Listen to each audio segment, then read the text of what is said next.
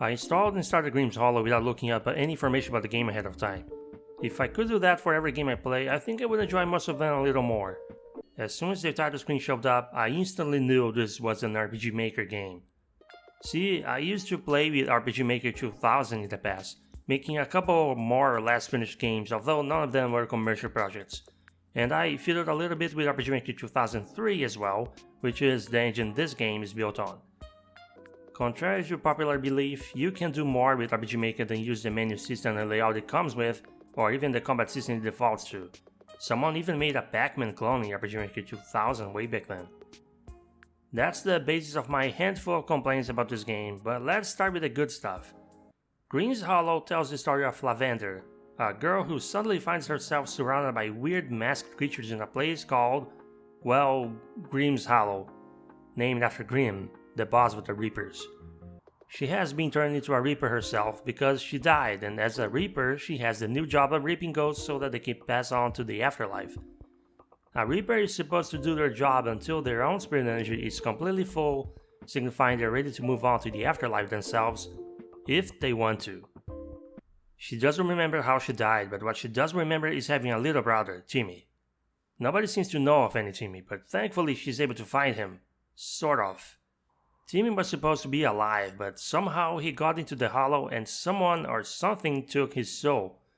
To help her little brother, Lavender hides Timmy under her robe and begins searching the caves of the outskirts of the hollow so they can restore Timmy back to normal before any Reaper finds out and attempts to send him off. The Reapers are mostly a friendly bunch though, including the boss, in spite of how strange they look. You get the sense that Grimm cares about making the Reapers comfortable, but you get a bit more exposition about them as you progress in the story. They all seem to really like pastries, which still provides energy even though none of them can die of hunger or anything. The story is overall very short and there aren't many optional events or dialogue to find, but it is very entertaining. The dialogue is easy to read, nothing drags on necessarily, and it can seem very lighthearted up until the main theme of the game gets brought up. The game features a cute hand-drawn and hand-painted art style that manages to stay mostly pleasing to look at despite the deliberate use of a palette made of cool colors, using a lot of purple and grey, but it handles the theme of grief and losing loved ones very seriously. In fact, the game starts with a warning about the topic in case you're too sensitive to it. I admit I can be very sensitive towards that topic when the stories aren't over-dramatizing character deaths in the typical soap opera fashion, especially when the characters involved are very young, but having beaten the game to full completion, I think most people should be safe to follow the whole plot. There's also humor spread around. I don't think it's there to make you burst out laughing, but it adds some very welcome levity. It's a well-paced story that, albeit short, ends up feeling exactly as long and detailed as it needs to be. And its ending sends a message that literally any person of any age can certainly relate to. Well, the perfect ending anyway. The game has 4 endings depending on how full Lavender's spirit energy is, and you feel her spirit energy by reaping ghosts.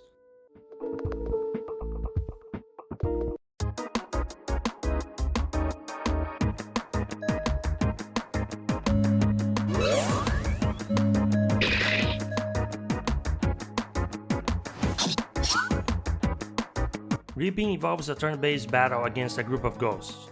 All your stats have unique names, but they work exactly like the typical RPG stats. Willpower instead of HP, special power instead of MP, spirit energy instead of experience points. Well, I guess it's not exactly turn-based since you use the ATB system. Your ATB charge is based on your current speed stat, just like in a Final Fantasy game, and when it's fully charged you get a menu of commands. The combat has a focus on a build and spend system. You're supposed to use your standard swings to attack and build up your special power gauge. Every swing comes with a simple quick time event. You have to press down the arrow key or D-pad with good timing. The closer you get to the center of the gauge, the more damage you do, and the more special power you build.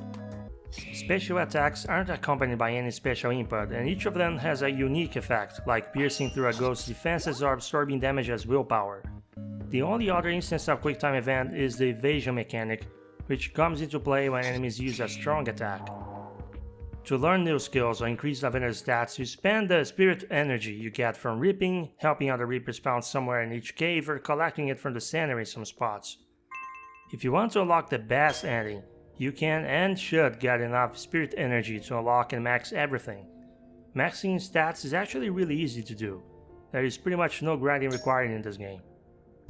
Aside from maybe 2 encounters in the whole game, every battle is very easy to win, and the optimal strategy usually involves targeting certain ghosts first, and not doing too poorly with your swings or dodging quick time events. Only advice I can give is to try and clear every area as you go. That way you will always end up with enough spirit energy to surpass incoming challenges. Although that comes with the downside of you getting over the combat very quickly. It's not bad, but it's not super engaging and gets old fast. I still wouldn't count that as grinding, since enemies don't seem to respawn indefinitely unless you reload your save. And you really shouldn't need to resort to this to max some of your stats, since there are more than enough sources of spirit energy by just fully exploring the caves and battling on the way. It can be a little too easy to max your main stats early. It got to a point my standard attack was doing so much damage that I didn't have any reason to use any of the skills I was learning other than the willpower absorption skill. The exploration and combat aspects aren't bad, but like I said, it gets old fast. The game is carried by its narrative and unique art style, really. You can even choose a mode that focuses less on combat gameplay when starting a new game. I haven't tested it, but seeing as I found the combat incredibly easy as it is, I think I'll pass. Now my biggest pet peeve here is the sound direction. It shouldn't bother anyone if they'd never played a lot of games built on the old versions of RPG Maker, but since I spent a lot of my teenage years tampering with it, I recognize every RTP sound effect, and that often took me out of the experience for a second or two. For those who don't know, RTP is a package of what is equivalent to stock assets to help you get a new project started.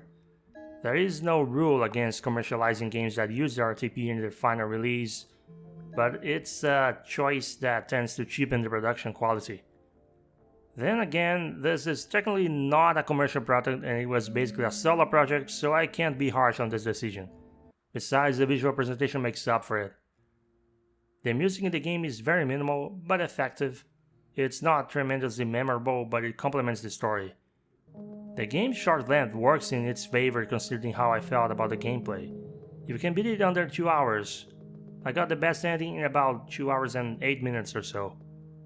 The game community at large still applies this stupid stigma towards RPG Maker, but I really think this is a game anyone who appreciates a good, short but bittersweet story should play. Did I mention it's completely free? All it costs is for you to set aside a couple hours of a weekend.